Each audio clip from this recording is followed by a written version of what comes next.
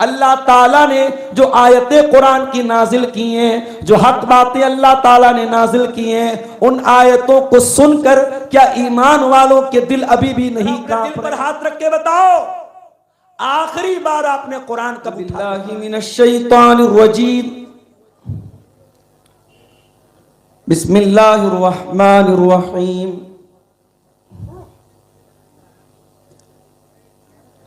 अलम यअनि लिल्लज़ीना आमनू अन तख़शा क़ुलूबुहुम लिज़िक्रिल्लाह वमा नज़ल मिनल हक़्क़ वला यकूनू कल्लज़ीना ऊतुल किताब मिन क़ब्लु फ़ताल अलैहिमुल अमदु फ़क़सत क़ुलूबुहुम व कसीरुम मिनहुम फासिकून। लेकिन क्या समाज में सुधार हो रहा है? नहीं हो रहा है। समाज में दिन ब दिन बुराइयां बढ़ती चली जा रही, तकरीरें पहले से ज्यादा हो रही हैं, जलसे पहले से ज्यादा हो रहे हैं, उलमा पहले से ज्यादा खर्च करके बुलाए जा रहे हैं, उसके बावजूद मुआशरे की इस्लाह नहीं हो रही। क्यों नहीं हो रही? मैं चाहता हूं कि तकरीर को आगे बढ़ाने से पहले इस सवाल का जवाब दे करके मैं बात आगे बढ़ाऊं। इतनी कोशिश हो रही, इतनी मेहनत हो रही है, इतनी एनर्जी खर्च हो रही है, इतना पैसा खर्च हो रहा है, समाज का सुधार क्यों नहीं हो रहा है? बुराइयां क्यों नहीं कम हो रही हैं? आइए कुरान करीम से हम इस सवाल का जवाब पूछते हैं। कुरान करीम जवाब देता है, या अय्युहल्लज़ीना आमनू अलैकुम अनफुसकुम ला यदुर्रुकुम मन दल्ल इज़ा हतदैतुम। ऐ ईमान वालो, समाज की इस्लाह और समाज का सुधार इसलिए नहीं हो रहा है कि हमेशा तुम्हारी उंगली दूसरों की तरफ उठती है। हर इंसान चाहता है दूसरा सुधर जाए, हर इंसान चाहता है दूसरे की इस्लाह हो जाए। अलैकुम अनफुसकुम, ऐ ईमान वालों, पहले अपनी चिंता करो, अपनी फिक्र करो, अपनी इस्लाह करो, अपनी फिक्र करो, अपने गिरेबान में जाओ, अपने दामन पे पड़े हुए धब्बों को देखो। ला यदुर्रुकुम मन दल्ल इज़ा हतदैतुम, अगर तुम सही रास्ते पर हो, अगर तुम हिदायत पर हो, अगर तुम सही काम कर रहे हो, तो गलत काम करने वाले के गलत काम से तुम्हारा कुछ नहीं बिगड़ेगा। तुम्हारे अपने अमल के बारे में पहले तुमसे सवाल किया जाए। यह है मेन वजह, यह है असल वजह समाज की इस्लाह की तमाम कोशिशें नाकाम हो रही। हम तकरीर सुन रहे हैं, एक कान से सुना दूसरे कान से उड़ा दिया। हमें अमल नहीं करना है, हमें अपनी इस्लाह नहीं करना है, हमें मजा लेना है।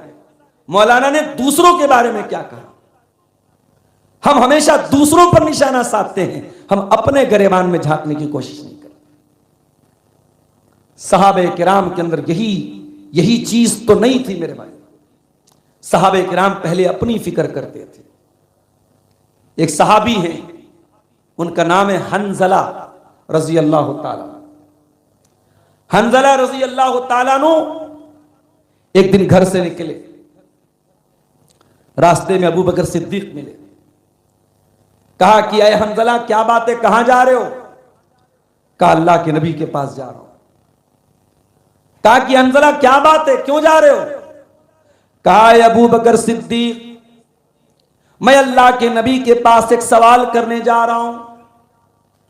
सवाल यह है कि जब हम अल्लाह के नबी के पास बैठते हैं, जब जन्नत की बातें होती हैं, जहन्नम की बातें होती हैं, आखिरत की बातें होती हैं, ऐसा लगता है कि जन्नत को अपनी आंखों से देख रहे हैं, जहन्नम को अपनी आंखों से देख रहे हैं। दिल में अल्लाह का डर पैदा होता है, अल्लाह के अजाब का खौफ दिल में पैदा होता है। लेकिन ऐ अबू बकर, जब बीवी बच्चों में लग जाते हैं, जब दुनियादारी में लग जाते हैं, जब घर के कारोबार में लग जाते हैं, फिर दिल की वो कैफियत खत्म हो जाती है, फिर दिल की वो हालत खत्म हो जाती है। और मुझे ऐसा लगता है कि ये तो मुनाफिक की पहचान होती है कि कभी उसके दिल में ईमान बढ़ जाता है, कभी घट जाता है।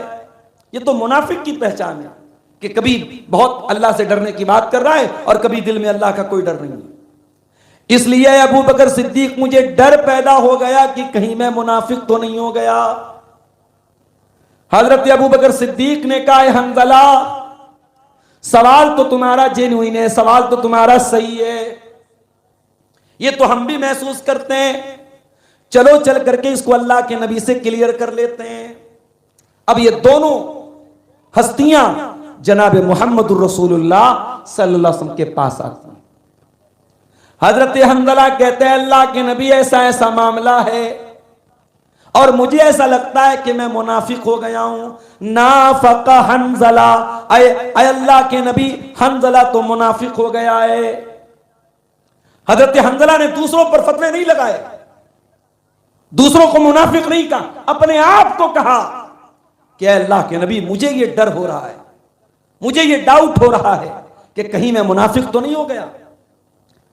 आपने फरमाया, अय हंज़ला, जब तुम मेरी मजलिस में बैठते हो, जब जन्नत की बातें होती हैं, जहन्नम की बातें होती हैं, अय हंज़ला, अगर तुम हर वक्त उसी हालत पे रहोगे, अगर तुम्हारा ईमान हमेशा उसी हालत में रहेगा, लसाफ़हतकुमुल मलाइकतु अला फुरुशिकुम, तो अय हंज़ला, तुम्हारे बिस्तर पर आकर के फरिश्ते तुमसे मुसाफा करेंगे। इतने अल्लाह वाले बन जाओगे। मगर ये पॉसिबल नहीं है, ये मुमकिन नहीं है कि दिल हमेशा एक हालत में रहे। अय हंज़ला, दिल के अंदर ईमान घटता है, बढ़ता है, अप एंड डाउन होता है, ऊपर और नीचे होता है। इसका मतलब यह नहीं है कि तुम मुनाफिक हो गए। मेरे अजीजों, मेरे भाइयों, हजरत हंज़ला को अगर फिक्र हुई, सबसे पहले अपनी फिक्र हुई। उन्होंने अपने बारे में जाकर के पूछा, अय अल्लाह के नबी, मैं तो मुनाफिक नहीं हो गया। और आगे बढ़िए, अल्लाह के नबी के एक साहबी हैं, नाम नोट कर लो, हुज़ैफा बिन यमान। ये कौन साहबी हैं? ये अल्लाह के नबी के सेक्रेटरी थे। सेक्रेटरी किसको बोलते हैं? जिसको राज की बातें बताई जाए। अल्लाह के नबी ने इनको बहुत सारी राज की बातें बताई, हत्ता कि हजरत हुज़ैफा इब्न यमान को अल्लाह के नबी ने मदीना के अंदर रहने वाले मुनाफिकों की लिस्ट भी बताई थी। और सहाबे किराम हजरत हुज़ैफा के ऊपर इतना विश्वास करते थे, इतना भरोसा करते थे कि अगर किसी के जनाजे में हजरत हुज़ैफा शामिल नहीं होते थे, लोग समझ जाते थे वो मुसलमान का जनाजा नहीं, मुनाफिक का जनाजा है। इतना विश्वास करते थे। हजरत हुज़ैफा राजदारे रसूल थे, नबी ने उनको राज की बातें बताई थी। हजरत हुज़ैफा के पास एक दिन हजरत उमर आते हैं और हजरत उमर हजरत हंज़ला का हाथ, हजरत हुज़ैफा का हाथ पकड़ के कहते हैं, अय हुज़ैफा, सच बताना, अल्लाह के नबी ने आपको मुनाफिकों की जो फहरिस्त बताई थी, मुनाफिकों की जो लिस्ट बताई थी, अय हुज़ैफा, अल्लाह का वास्ता दे करके कहता हूं, सच बताना, उस लिस्ट में कहीं उमर इब्न खत्ताब का नाम तो नहीं है, उसमें कहीं मेरा नाम तो नहीं है। हजरत हुज़ैफा ने कहा, कैसी बात कर रहे हैं अय उमर, अय अमीरुल मोमिनीन, कैसी बात कर रहे हैं, आप कभी उस लिस्ट में नहीं हो सकते। मैं गवाही देता हूं आपके ईमान की, आप उस लिस्ट में नहीं। हजरत उमर जैसा इंसान, उसको अपनी फिक्र है मेरे बारे में कि कहीं ऐसा तो नहीं मुझसे कभी कोई ऐसी चूक हो गई हो कि नबी ने मुनाफिकों की जो लिस्ट बताई है, कहीं उस लिस्ट में मेरा नाम तो नहीं। आज कौन अपने आप को मुनाफिक समझने को तैयार है? हमें तो दूसरों पर फतवे लगाने हैं, हमें तो दूसरों के ईमान का फैसला करना है। मेरे प्यारे साथियों, इस्लाह मुआशरा की तमाम कोशिशें आज इसीलिए नाकाम हो रही हैं कि हर इंसान दूसरों पर कीचड़ उछाल रहा है, कोई अपनी इस्लाह करना नहीं चाहता है। कुरान करीम की जो आयत मैंने आपके सामने खुतबा मसनूना के बाद पढ़ी है, उस आयत में भी अल्लाह ताला ने हमसे और आपसे एक सवाल किया है। ये कुरान की 27वें पारे की आयत है, सूरतुल हदीद की आयत नंबर 16 है। और ये सवाल अल्लाह ताला ने 1400 साल पहले अपने नबी के सहाबा से किया था, जबकि सहाबा बहुत मजबूत ईमान वाले थे, उनके सामने तो हम कुछ भी नहीं हैं। कुरान ये सवाल आज भी हमसे और आपसे करता है। अलम यानि लिल्लदीना आमनू अन तख्शा कुलूबुहुम लिज़िक्रिल्लाह, क्या ईमान वालों के लिए अभी वो समय नहीं आया, वो वक्त नहीं आया, वो टाइम नहीं आया कि अल्लाह का कलाम सुन करके उनके दिल पिघल जाए। अन तख्शा कुलूबुहुम लिज़िक्रिल्लाह वमा नज़ल मिनल हक़्क़ि, अल्लाह ताला ने जो आयतें कुरान की नाजिल की हैं, जो हक बातें अल्लाह ताला ने नाजिल की हैं, उन आयतों को सुनकर क्या ईमान वालों के दिल अभी भी नहीं कांप रहे हैं, अभी भी नहीं लरज रहे हैं? कुरान हमसे और आपसे सवाल कर रहा है। क्या है मुसलमानों, अपने दिल पे हाथ रख के बताओ, क्या अल्लाह का कलाम सुनकर तुम्हारे दिल नर्म होते हैं, तुम्हारे दिल कांपते हैं, तुम्हारे दिल लरसते हैं, तुम्हें अल्लाह का खौफ महसूस होता है? नहीं होता। अगर नहीं होता तो कुरान आगे क्या कहता है? वला यकूनू कल्लज़ीना ऊतुल किताब मिन क़ब्लु, ऐ मुसलमानों तुम यहूदियों की तरह न हो जाना, तुम ईसाइयों की तरह न हो जाना। यहूदियों को तौरात मिली, ईसाइयों को इंजील मिली, उन्होंने तौरात को भुला दिया, उन्होंने इंजील को भुला दिया। ऐ मुसलमानों, यहूदियों के दिल सख्त हो गए, ईसाइयों के दिल सख्त हो गए।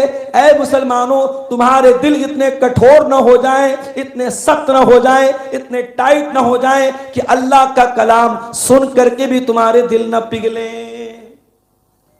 आज वो हालात आ चुके हैं मेरे भाई।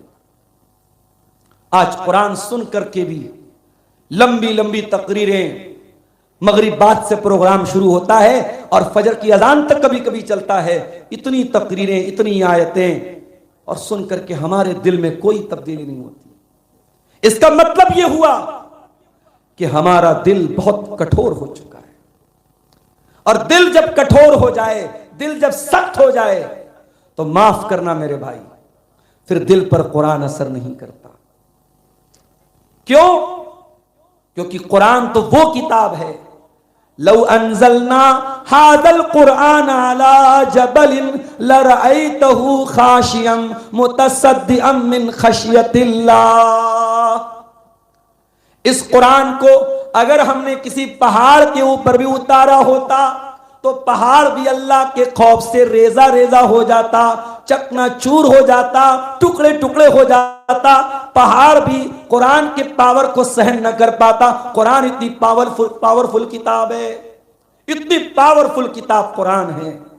बड़े बड़े हॉलीवुड की हीरोइनें, हॉलीवुड के हीरो, जिनके पास पैसे की कमी नहीं, जिनके पास शोहरत की कमी नहीं, कुरान पढ़ करके उनका दिल नर्म हो जाता है। लेकिन मेरे प्यारे साथियों, ये कुरान आज हम पढ़ते हैं, सुनते हैं, तकरीरों में सुनते हैं, जुमा के खुतबों में सुनते हैं, हमारा दिल पहाड़ से भी ज्यादा सख्त हो चुका है। हमारा दिल कुरान से मुतासिर नहीं होता, कुरान से प्रभावित नहीं होता, कुरान का कोई असर हमारे दिल पर नहीं पड़ता। यही कुरान तो था जिसने हजरत उमर फारूक के दिल की दुनिया को बदल दिया था। हजरत उमर कौन थे? इस्लाम के बड़े कट्टर दुश्मन, नबी के बड़े कट्टर दुश्मन थे। कुरान को सुनना भी गवारा नहीं करते थे।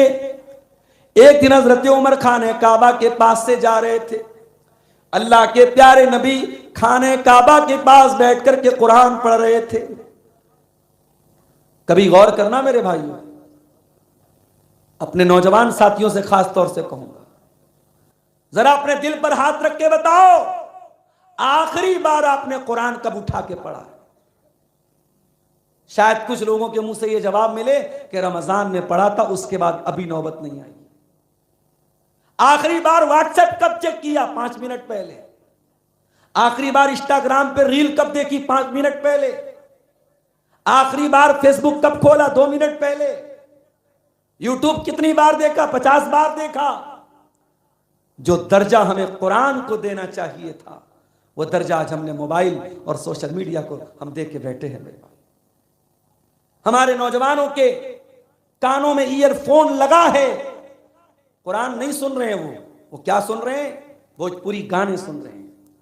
वो क्या सुन रहे हैं? म्यूजिक सुन रहे हैं, संगीत सुन रहे हैं, गाने सुन रहे हैं। और जब ये मंजर हम देखते हैं मेरे प्यारे साथियों, मैं कभी कभी कार से जाता हूं, रात का टाइम रहता है, ड्राइवर, बहुत सारे ड्राइवरों का बड़ा मसला रहता है। अब हम लोग चूंकि साथ में सफर कर रहे हैं तो ड्राइवरों की मुखालफत भी नहीं कर सकते, ड्राइवर से पंगा भी नहीं ले सकते। तो कभी कभी ड्राइवर कहता है, मौलवी साहब देखिए रात का टाइम है, आप आराम से सोइए, मैं थोड़ा गाना सुनूंगा। मुसलमान ड्राइवर भी कहता मैं गाना सुनूंगा। तो मैं कहता हूं अच्छा चलो भाई, हल्के साउंड में तुम सुन लो, मैं पीछे थोड़ा सो लेता हूं।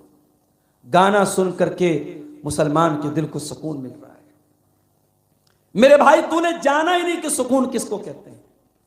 कुरान कहता अला बिज़िक्रिल्लाहि तत्मइन्नुल कुलूब, ईमान वालों के दिल को अल्लाह के कलाम से सुकून मिलता है। आप अइम्मे हरमैन की तिलावत सुन लीजिए, शेख अब्दुल रहमान सुदैस की तिलावत सुन लीजिए, शेख सऊद शुरैम की तिलावत सुन लीजिए, शेख यासिर दोसरी की तिलावत सुन लीजिए, शेख माहिर अल-मुअक्किली की तिलावत सुन लीजिए, शेख बंदर बलीला की तिलावत सुन लीजिए, और जितने भी अइम्मे हरमैन हैं उनकी तिलावत आप यूट्यूब पर एक बार लगाइए और सुनिए।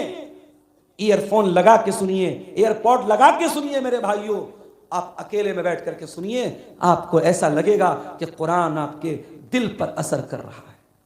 अगर दिल में ईमान बाकी है तो कुरान डायरेक्ट आपके दिल पर असर करेगा। मगर हमने अपने दिलों को मुर्दा कर दिया है मेरे भाइयों, हमारे दिलों को आज म्यूजिक से सुकून मिलता है।